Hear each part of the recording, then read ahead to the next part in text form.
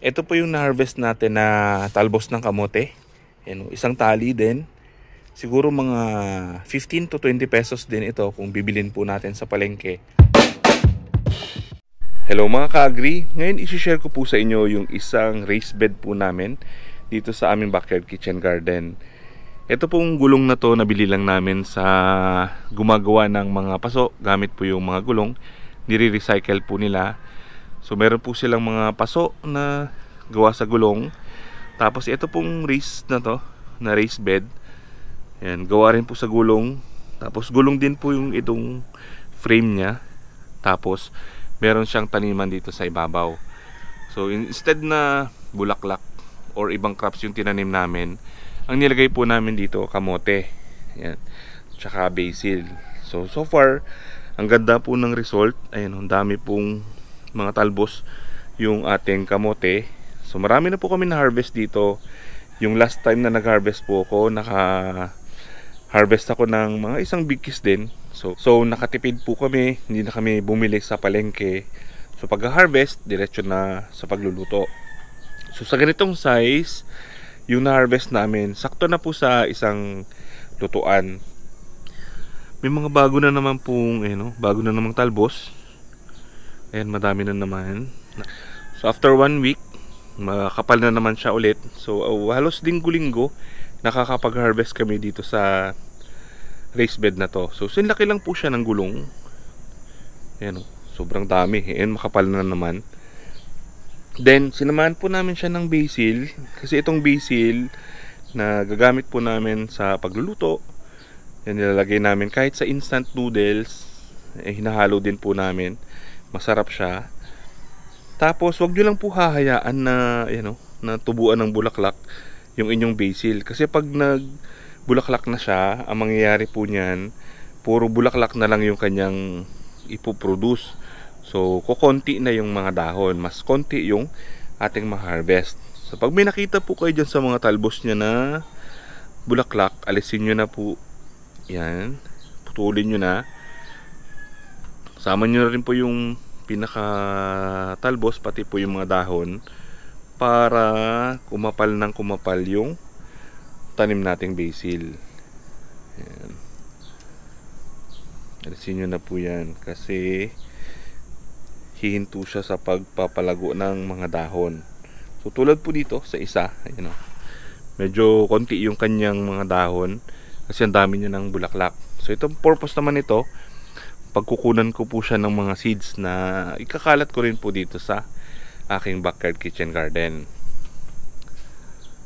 Nakalimutan ko lang po kung magkano itong gulong na to na nabili namin. Pero aside po dito, pwede tayong gumamit ng mga banyera, planggana, plastic container na pagtataniman po natin. Yung unang worry ko po dito sa kamote, kasi alam naman po natin itong kamote ay gumagapang, so baka sumukal.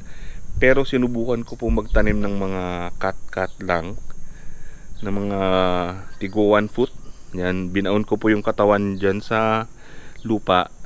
Tapos after few weeks, nagkaroon na siya ng mga sanga, ng mga dahon. So hindi siya gumapang ng masyadong mahahaba kasi lagi ko po siyang na-harvest. So tulad po dito, so itong part na ito, so sa isang diretsong kamote may maha-harvest tayong 2 talbos. So kumbaga nagmumultiply na nagmumultiply, tapos hindi siya humahaba, kumakapal lang siya ng kumakapal, kaya padami din ng padami yung maha-harvest po natin. So basta wag nyo lang po hayaan na humaba ng humaba kasi gagapang po yan sa inyong garden, medyo susukal na. So makakover niya yung mga spaces ng iba yung mga crops. So tingin ko maliban dito sa kamote, pwede rin natin i-substitute yung kangkong. May 2 klase tayo, yung swamp na variety tsaka yung upland, yung Chinese kangkong. Ngayon po medyo vertical lang, so pwede natin siya patubuin sa medyo dry na lupa. Ang problema lang po doon, madali siyang manilaw yung mga dahon. So hindi natin siya ma-harvestan minsan ng tuloy-tuloy, unlike doon sa mga swamp. Pero dun sa swamp, ang alam ko, mas prefer nun yung natubig.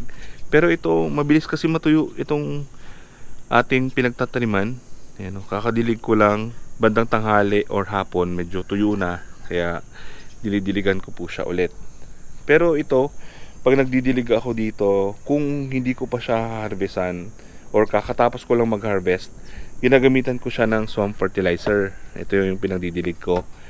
Pero kung malapit na po ako mag-harvest tulad nito, hindi ko muna dinidiligan ng swamp fertilizer kasi medyo mabaho yung ating swamp fertilizer. Tapos dahon yung ating i-harvest. So tubig-tubig lang yung pandilig natin. Pero okay naman. Yan, matataba pa rin yung mga kamote natin. Maganda pa rin yung mga talbos. So, ito po yung na-harvest natin na talbos ng kamote. Yan, isang tali din. Siguro mga 15 to 20 pesos din ito kung bibilin po natin sa palengke. So dahil meron tayong tanim dito sa gulong na to, nakasave tayo ng isang bigkis ng kamote. Pwede na natin to ihalo sa sabaw or pwede natin siyang gawing or pwede natin siyang pakuluan tapos isasawsaw lang natin sa bagong. So ito na yung itsura, nabawasan na naman siya. Mukha siyang gulo-gulo kasi hinarvest natin yung ibang mga talbos. Pero dito meron pa. Ito, yan, may talbos pa. May mga talbos pa dyan na iwan. So ganyan lang po kaliit. Laki lang ng gulong. Pero marami tayong naka-harvest. So ito, pangalawang beses ko na maka-harvest ng ganito kadami dito sa gulong na to. So sa susunod, mga siguro 1 week lang, pwede na naman siya ulit harvestan. So ito, after natin mag-harvest, pwede natin siyang bigyan ng swamp fertilizer. Pero iingatan natin na yung pagdidilig. Make sure na yung lupa lang po yung mababasa, hindi matatalsikan itong mga tanim nating talbos kasi hina-harvest po natin. Then once lang ako naglalagay nun ng swamp fertilizer, after nun, araw-araw, tubig-tubig na lang hanggang sa maka-harvest ako ulit. Then after harvest, balik na naman ng isang diligan ng swamp fertilizer. Tapos patatalbusin natin ulit hanggang sa maka-harvest. So sabi nila, wag natin hahayaan na malimitahan po tayo ng limited space para ma-practice natin yung ating farming skills. So kahit maliit yan, kahit sinlaki lang ng gulong, marami tayong ma-harvest. Basta pursigido lang po tayo sa pagtatanim at pag-aalaga ng ating mga gulay.